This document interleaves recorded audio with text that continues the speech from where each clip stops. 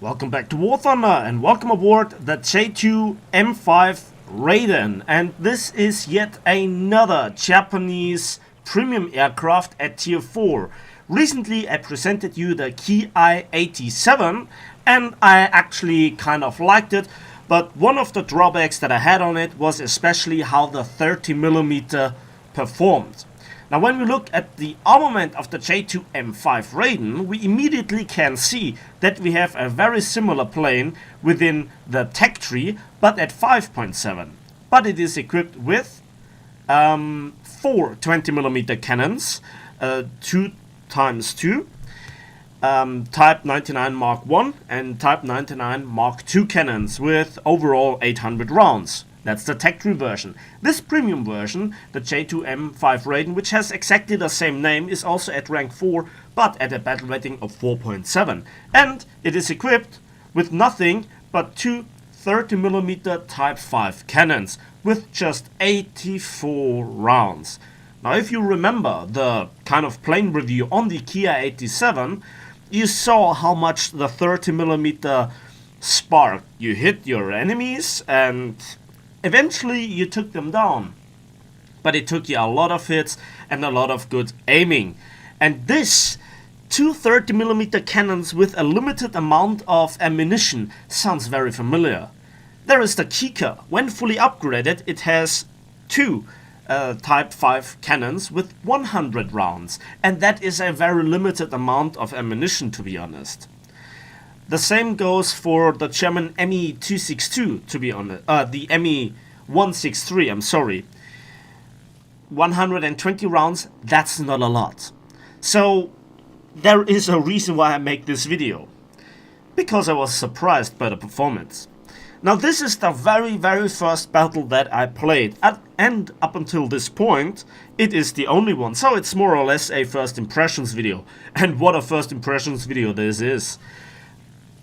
Now, I already have a few premium planes in the Japanese tech tree, and today I actually wanted to make a video on the A6M5 Co, which is also a 4.7 premium plane.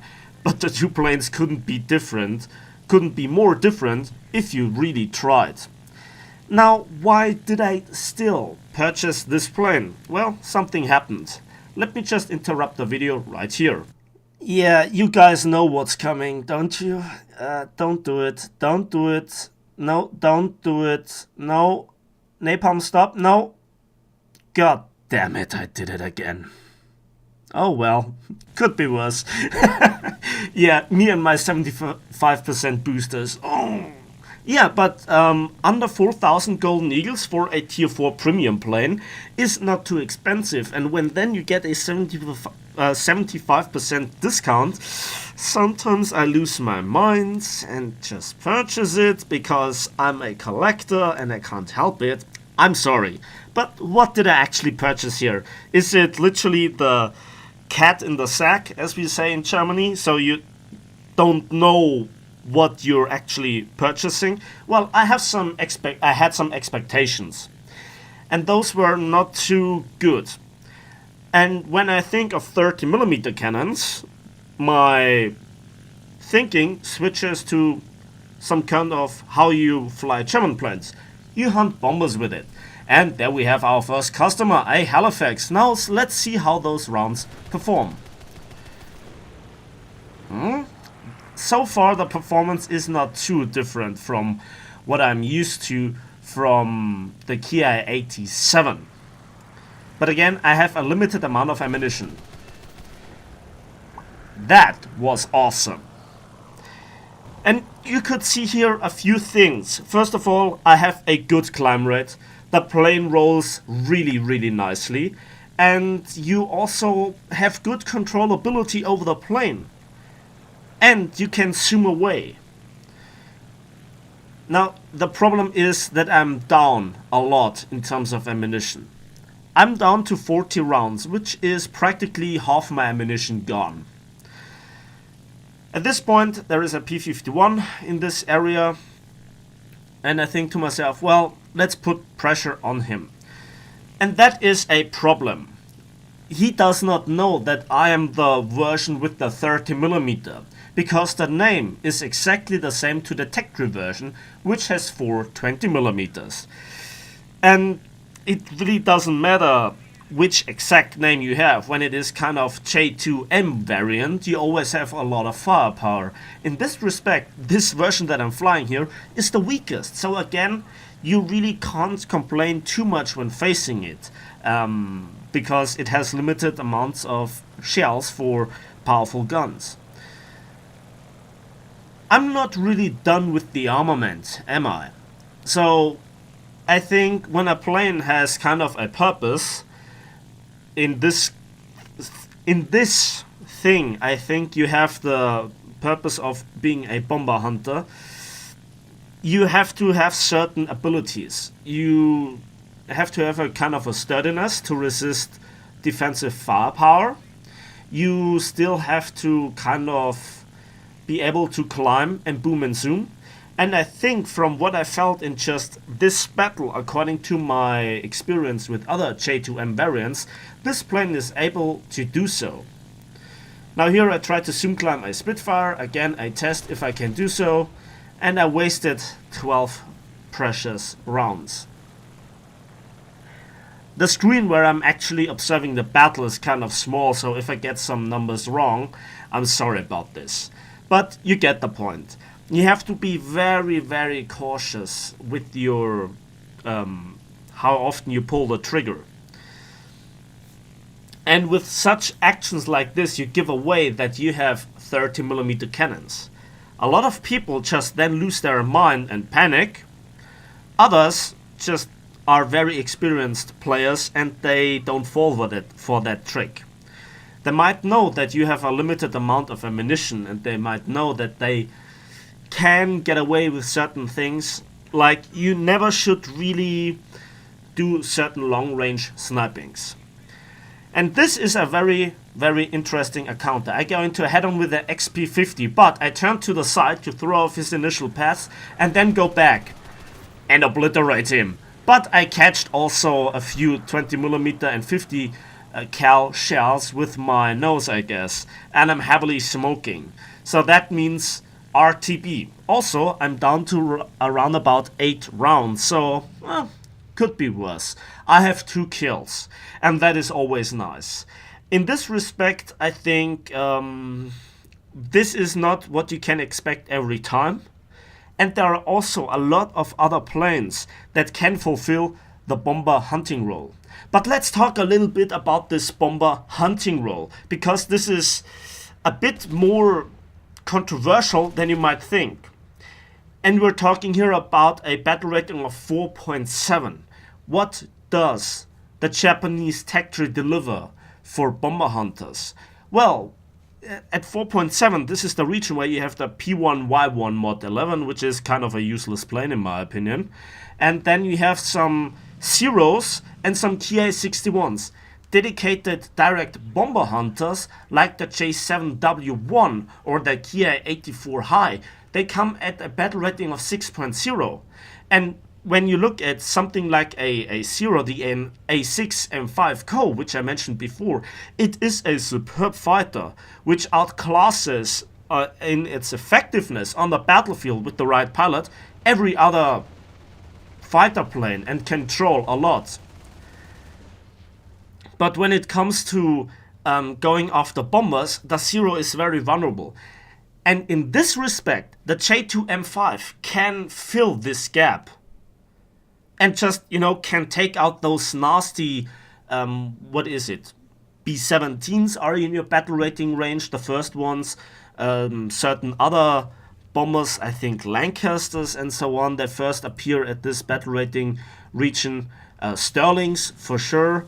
And, yeah, even something like a B-25 can appear. And they are really nasty opponents for a Zero.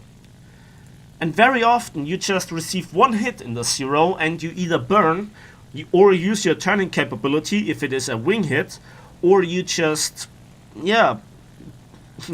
receive an engine hit and you die. And as we can see, the J2M5 is a little bit on the more sturdy side of aircraft constructions. I love how this plane rolls, I love how this plane handles in its role as a boom and zoom fighter. In fact, it outclasses every kind of Focke-Wulf at this battle rating as well, and delivers kind of the firepower that is needed. I'd love to have additional 20mm or more 30mm ammunition to be able to deal with fighters. But on the other hand, for my 75% booster, I got something really nicely. So is this plane worth it? Well, if it's something worth it or not is ultimately in the hands of the person purchasing it. How much money do you have to spare, or if you are a collector and so on, do you have a booster at your hand? This would not be my first pick as a premium plane, alright? But it is not a bad plane. It has a lot of advantages and good sides, but the ultimate bad side, as I mentioned before, is the 30mm and the limited amount of ammunition. Furthermore, those guns are wing mounted, so you really have to be aware of that when it comes to long range fights. Because if you pick the wrong conversions, I always pick like 400 meters recently, then you just have to take this in account, and that can be really deadly in a head-on. In my opinion, the A6M5 Co is a better premium plane. And also the J2M4 Kai can do better in terms of in the anti-fighter role, but it has a higher battle rating. I think it's around about the same costs. Now you also have two 60kg bombs, and you really can't do ground strike with your 30mm as well, because typically Japanese belt selection, you don't have any kind of real armor piercing shell. I mean, you have some tracer shells or some practice rounds rather, but 23mm of most penetration just doesn't cut it in my opinion, especially again in conjunction with the very limited amount of ammunition. But this battle just showed what 30mm should be able to do when they actually registered. And here you can see how defensive flying should work. Okay, people, when I talk about Focke-Wulf, I say, yeah, they are not good and totally outclassed and so on. This is how a Focke-Wulf should perform. Really nice handling, can reverse, and yes, Focke-Wulfs can roll, but they have absolutely no elevator authority. I think in this case it's another case of a better Focke-Wulf. It reminds me in this respect a little bit like the Focke-Wulf F8 with the 30mm gun ports. I've flown it recently and oh boy are they bad. And oh boy did this guy regret not to evade. That was a nice explosion with a single hit. And now I receive a lot of 50 cal fire, a little bit of rolling, turning, negative elevator, and it throws off his aim. And because we are flying in a Japanese team, we have a lot of support. And at this point, I screwed up. Yeah, and that's it. This is how fast you can run through your ammunition. In this case, it didn't really hurt me. I already have 3 kills in the back. This is a good average battle, let's put it that way, okay? If you manage to get 3 kills per battle, that would be nice. But I had to land once for it, okay?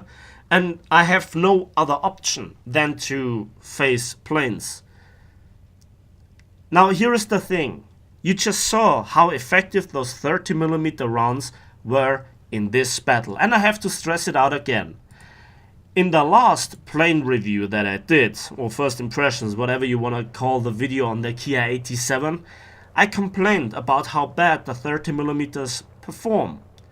On this plane, they performed in this battle really nicely. Is this a statistical oddity? Has something changed within the last week? Was there a secret update that I just missed? I don't know. Take this with a grain of salt. Again, the performance of 30mm cannons can change drastically within days. The only more or less consistent caliber are 20mm throughout the patches. And if 20mm simply then switch their performance, it has mostly to do with that the damage models on the planes themselves were switched. And how did you screw that up? Well, again, you can see the plane actually can take a few 50 cals without falling apart or getting set on fire.